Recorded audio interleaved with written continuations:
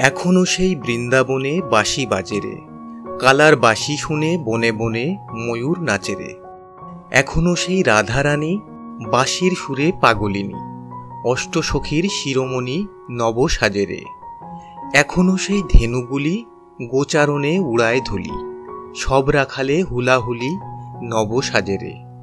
রহস্যময় এই পৃথিবী, আর ভগবান শ্রীকৃষ্ণের লীলাভূমি বৃন্দাবন যে রহস্যমণ্ডিত হবে তার আশ্চর্য কি। আগে হ্যাঁ, বৃন্দাবনের নিধিবনের কথাই বলছি। বৃন্দাবনের ভক্ত ও পর্যটকদের কাছে অন্যতম প্রধান আকর্ষণ এই নিধিবন মন্দির। এই মন্দিরেই ছড়িয়ে ছিটিয়ে আছে শ্রীকৃষ্ণের নানাবিধ লীলা, যা আজও পর্যটকদেরকে সমানভাবে আকর্ষিত করে।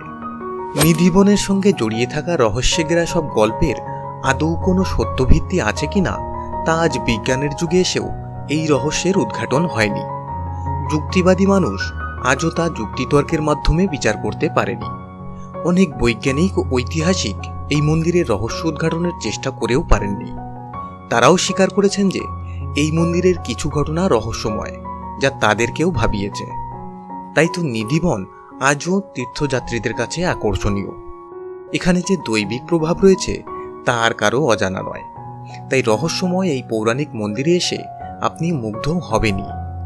আসুন দর্শক, আমরাও দেখে আসি কি সেই মনোমোহিনী রহস্য লুকিয়ে আছে নিধিবনের বাঁকে বাঁকে।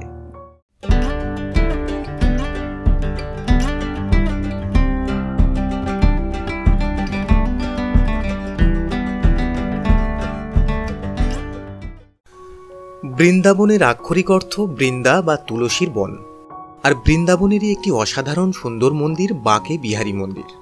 এখানে গেলেই আপনার চোখ টানবে মন্দিরের ভিতরে অদ্ভুত সুন্দর কারুকার্যে ভরা রাধাকৃষ্ণের মূর্তি। জঙ্গলে ঘেরা এই মন্দিরে রয়েছে বাঁকে বিহারীর পবিত্র বিগ্রহ। এই মন্দিরটি নিধিবন নামের ঘন অরণ্যে আবৃত। নিধি অর্থে সম্পদ এবং চারপাশে জঙ্গলে ঘেরা বলে বন, সেখান থেকেই এই মন্দিরের নাম নিধিবন। উল্লেখযোগ্য বিষয় হল এই জঙ্গলের সব গাছের কাণ্ডগুলি ফাঁপা এবং এদের সমস্ত শাখা প্রশাখাই নিম্নমুখী। এখানে গাছগুলি এত ঘন যে রাস্তা খুঁজে পাওয়াই মুশকিল। এমনকি এই নিধিবনের সংলগ্ন এলাকা অর্থাৎ বৃন্দাবন মথুরার অন্য কোনো জায়গায় নিধিবনের এই প্রজাতির গাছ দেখতে পাওয়া যায় না। শুধুমাত্র নিধিবনেই পরিলক্ষিত হয় এই প্রজাতির গাছগুলো। এই মন্দির ও তার আশেপাশের এলাকা অত্যন্ত রুক্ষ। তা সত্ত্বেও এই সব গাছগুলো সারা বছর ধরে সবুজে ভরা থাকে। ভক্তেরা বলেন এই গাছগুলি আসলে ছদ্মবেশী গোপিনী। তারা ভগবান শ্রীকৃষ্ণকে শ্রদ্ধা জানিয়েই গাছের শাখা প্রশাখাকে নিচের দিকে মুখ করে রেখেছে। রাত্রিবেলা নাকি এই গোপিনীরা তাদের স্বরূপ ধারণ করে শ্রীকৃষ্ণ আর রাধার সঙ্গে রাসলীলা করে থাকেন। কৃষ্ণ ভক্তির টানে ভক্তরা দূর দূরান্ত থেকে ছুটে আসেন এই মন্দিরে। তাদের কণ্ঠ নিঃসৃত কৃষ্ণ নাম কীর্তন ও মন্ত্রে গুঞ্জরিত হতে থাকে বনভূমি ও মন্দির প্রাঙ্গণ। ভক্তেরা বিশ্বাস করেন তাদের ভক্তি আর ভালোবাসার টানেই কৃষ্ণ এবং রাধা বাধ্য হন রোজ রাতে এই বনভূমিতে ফিরে আসতে। বিজ্ঞানীরা বিষয়টিকে যুক্তিবাদী দৃষ্টিকোণ থেকে দেখার চেষ্টা করেছেন মাত্র, কিন্তু তারাও স্বীকার করতে বাধ্য হন যে নিধিবনে রাত্রিবেলা এমন কিছু ঘটে বিজ্ঞান যার ব্যাখ্যা দিতে অক্ষম। সব মিলিয়ে বিশ্বাস অবিশ্বাসের দোলাচলে হিন্দু ভক্তদের মনে এক বিশেষ স্থান করে নিয়েছে বৃন্দাবনের এই মন্দির। স্থানীয় মানুষ ও ভক্তদের মুখে প্রচারিত আছে যে এই মন্দিরে আজও শ্রীকৃষ্ণ রাসলীলা করে থাকেন। স্বয়ং শ্রীকৃষ্ণ, রাধিকা ও অনেক গোপিনীর আবির্ভাব ঘটে এখানে। সন্ধ্যা হতেই জনসাধারণকে এই মন্দির থেকে বের করে মূল দরজা বন্ধ করে দেওয়া হয়। সন্ধ্যা আরতির পর থেকে পরদিন সকাল পর্যন্ত এই মন্দিরে প্রবেশ নিষেধ। সন্ধ্যা পূজার পর মন্দিরের বিগ্রহের সামনে কিছু লাড্ডু, চুড়ি, শাড়ি বা পান পাতা রেখে দেওয়া হয়। তারপর বন্ধ করে দেওয়া হয় মন্দিরের দরজা। সন্ধ্যা হওয়ার সাথে সাথে এই বনের সমস্ত বানর, ময়ূর ও পশু পাখি নিধিবন ছেড়ে অন্যত্র চলে যায়। এমনকি নিধিবনের পাশে যারা থাকেন তারাও তাদের বাড়ির যে সমস্ত দরজা জানলা বনের দিকে, সেগুলি সন্ধ্যের পরেই বন্ধ করে দেন। আর রাত 10টার পরে তো কেউ তাকানো না ওই দিকে, কারণ এই সময়ই ভগবান শ্রীকৃষ্ণ আসেন এবং গোপিনীদের সঙ্গে রাসলীলায় মাতেন। অনেকে বলে থাকেন সে সময় কৃষ্ণকে স্বাগত জানানোর জন্য আলোকিত হয়ে ওঠে সমগ্র বনভূমি। নিধিবনের মধ্যে রংমহল নামের একটি ছোট্ট মন্দির রয়েছে। শোনা যায় প্রতি রাতে শ্রীকৃষ্ণ রাধার সঙ্গে এখানে বিশ্রাম করেন। নিধিবনের মন্দিরে কৃষ্ণকে ভক্তরা বলেন ঠাকুরজি। নয়ন মনোহর বসনে ও ভূষণে সাজিয়ে রাখেন তাকে। সারাদিন ধরে নানা উপাচারে সাঙ্গ করেন তার পূজা। তাই সন্ধ্যার আগেই রংমহলে কৃষ্ণের জন্য চন্দনের খাট, জলের পাত্র, রাধার জন্য শৃঙ্গারের সামগ্রী, প্রসাদ, পান এসব এখানে রেখে দেওয়া হয়। সমগ্র মন্দির সাজিয়ে তোলা হয় বাহারি সজ্জায়। নিধিবনের সঙ্গে সঙ্গে দরজা বন্ধ করে দেওয়া হয় এই ছোট্ট মন্দিরেও। নিধিবনের দুটো দরজায় লাগানো হয় মোট 8টি তালা, যেখানে রাতে কারো প্রবেশ নিষেধ। আর মন্দিরের এত কড়া ব্যবস্থাকে অতিক্রম করে বা অন্য কোনো প্রবেশদ্বারের মাধ্যমে রংমহলের মধ্যে কোনো মানুষের প্রবেশ করা সম্ভবপর নয়। অথচ প্রতিদিন সকালে মন্দিরের দরজা খুললে দেখা যায় অন্য এক ছবি। আহার হিসেবে যে লাড্ডু, পান ইত্যাদি আগের রাতে সন্ধ্যা আরতির পর মন্দিরে রেখে দরজা বন্ধ করে দেওয়া হয়েছিল, সেই খাবার অর্ধেক খাওয়া, পান চিবোনো এবং দাঁতনগুলিও ব্যবহার করা।